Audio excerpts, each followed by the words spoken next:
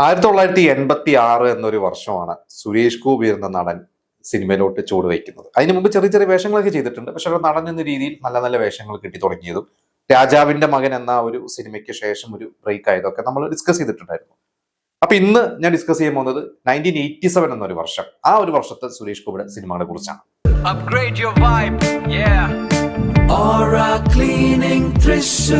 ഇതിൽ ആദ്യത്തെ പ്രധാനപ്പെട്ട സിനിമ ജനുവരി ഒരു ഓർമ്മ, ജോഷി, കലൂർ ഡെന്നിസ്, മോഹൻലാൽ.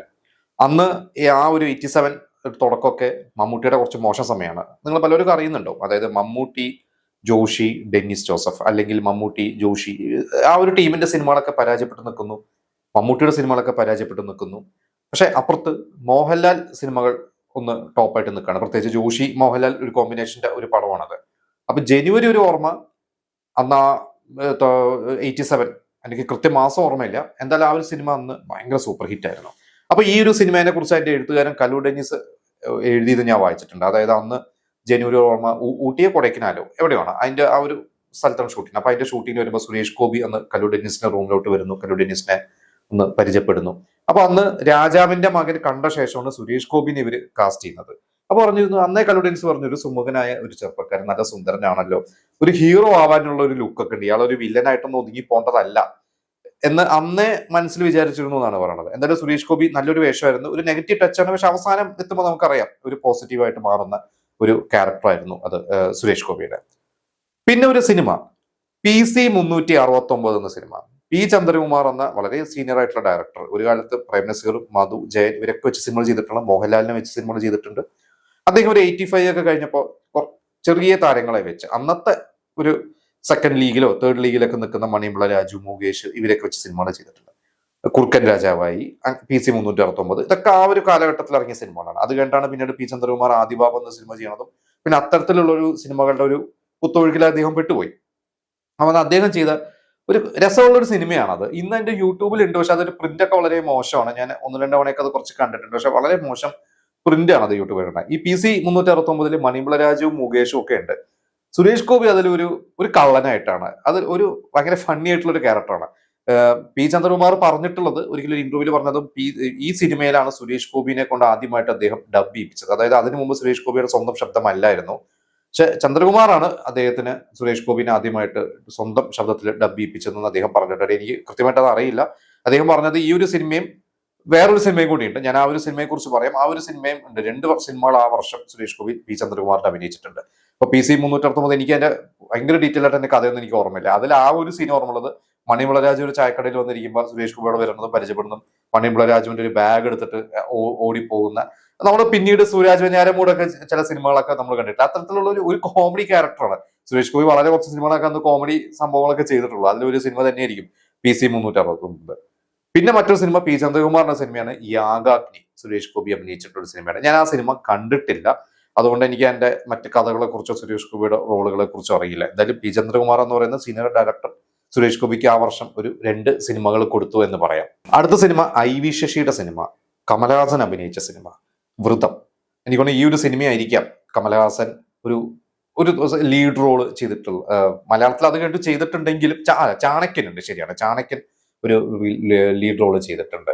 ചാണക്യന് കഴിഞ്ഞിട്ട് പിന്നെ അങ്ങനെ കമലഹാസൻ ചെയ്തിട്ടില്ലല്ലോ. എന്തായാലും വ്രതം സിനിമ അന്ന് ശരിക്ക് വലിയ വിജയമായില്ല, കാരണം കമലഹാസൻ അപ്പോഴേക്കും തമിഴിലെ വലിയ സ്റ്റാറായി മാറിക്കഴിഞ്ഞു. എന്നിട്ട് അദ്ദേഹം ഇവിടെ വന്ന് ചെയ്തിട്ടുള്ളതാണത്. അതിൽ ടി ദാമോദരനാണ് എഴുതിയിട്ടുള്ളത്, ശോഭന, സുരേഷ് ഗോപി അതിൽ അഭിനയിച്ചിട്ടുണ്ട്. പിന്നെ MG സോമനും കുറെ നാളുകൾക്ക് ശേഷം ഒരു IV ശശി സിനിമ ചെയ്യുന്നതാണ്. അന്ന് ചെറിയൊരു പിണക്കൊക്കെ ഇവർ തമ്മിലുണ്ടായിരുന്നു.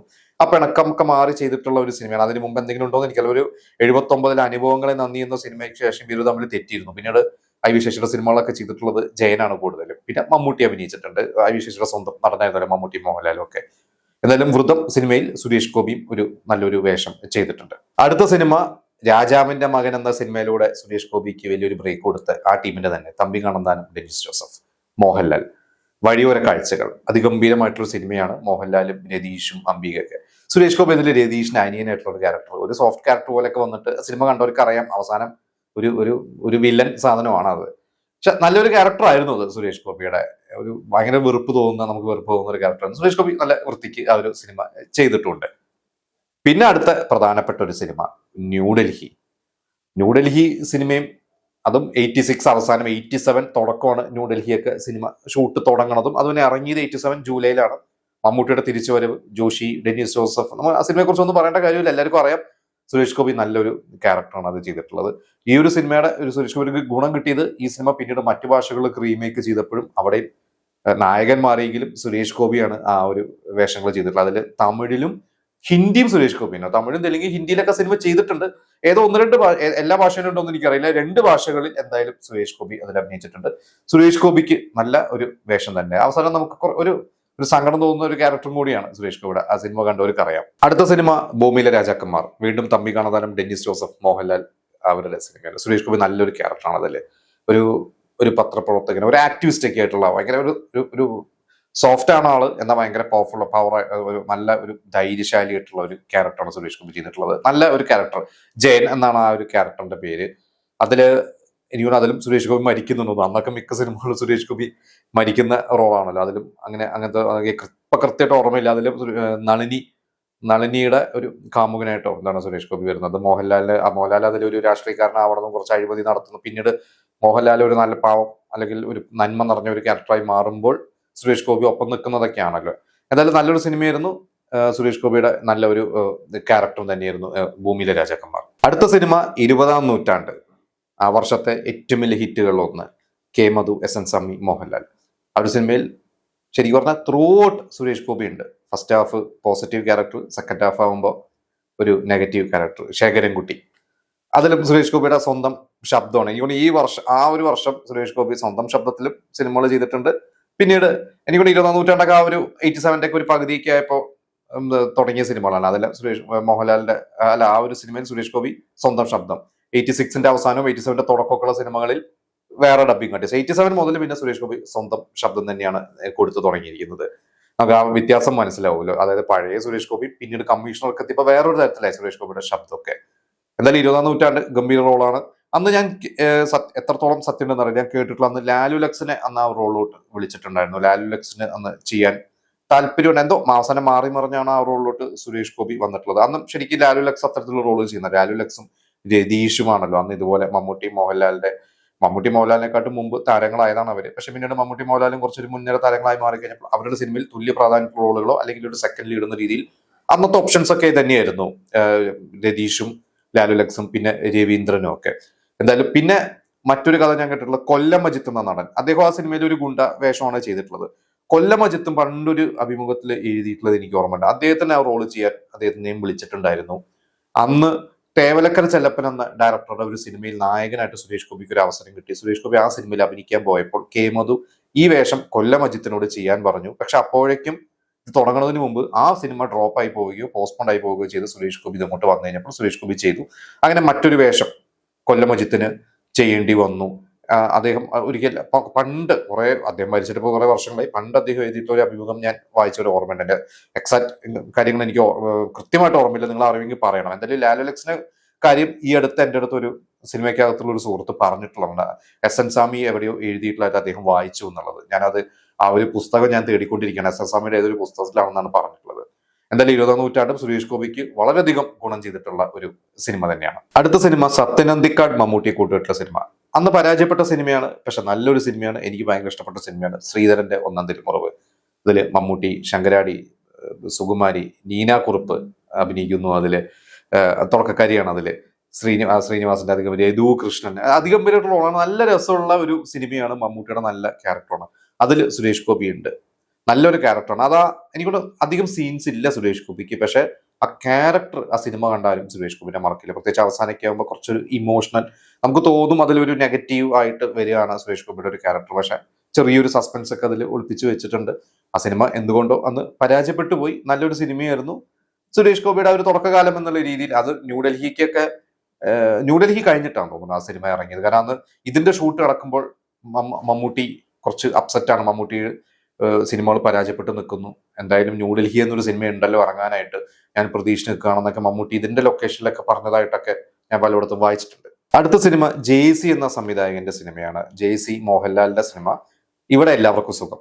സുരേഷ് ഗോപി നല്ലൊരു വേഷമുണ്ട്, കാർത്തികയാണ് നായിക. ഞാൻ ആ സിനിമ കണ്ടിട്ടില്ല, എനിക്ക് അതുകൊണ്ട് തന്നെ എനിക്ക് കഥയും മറ്റു കാര്യങ്ങൾ അറിയില്ല. എനിക്കൊന്നും ജെയ്സിയുടെ അല്ലെങ്കിൽ മോഹൻലാലിന്റെ തന്നെ അധികം ശ്രദ്ധിക്കാതെ നമ്മൾ ഇന്ന് റിപ്പീറ്റ് ഒന്നും കാണാത്ത ഒരു സിനിമയാണ്. നിങ്ങൾ ആ സിനിമ കണ്ടിട്ടുണ്ടെങ്കിൽ നിങ്ങൾ അതിന്റെ കഥ പറയണം. എന്നാൽ നല്ല അന്നത്തെ ഒരു കോംബോ ആയിരുന്നു ഇത്. സുരേഷ് ഗോപി, കാർത്തിക, കുറെ സിനിമകളുണ്ട്. ഇപ്പൊ ജനുവരി ഓർമ്മയിലുണ്ട്. അതുപോലെ അടിവേരുകൾ എന്ന സിനിമ 86 ആ സിനിമയിൽ ഇതുപോലെ തന്നെ കാർത്തികയും സുരേഷ് ഗോപി ഒരു നെഗറ്റീവ് റോളാണ്. കുറെ സിനിമകൾ ഇവരുടെ ഒരു കോമ്പിനേഷൻ ഉണ്ടായിരുന്നു. അല്ലെ മോഹൻലാലും സുരേഷ് ഗോപിയും കാർത്തികയും തന്നെ കുറെ സിനിമകളുണ്ട്.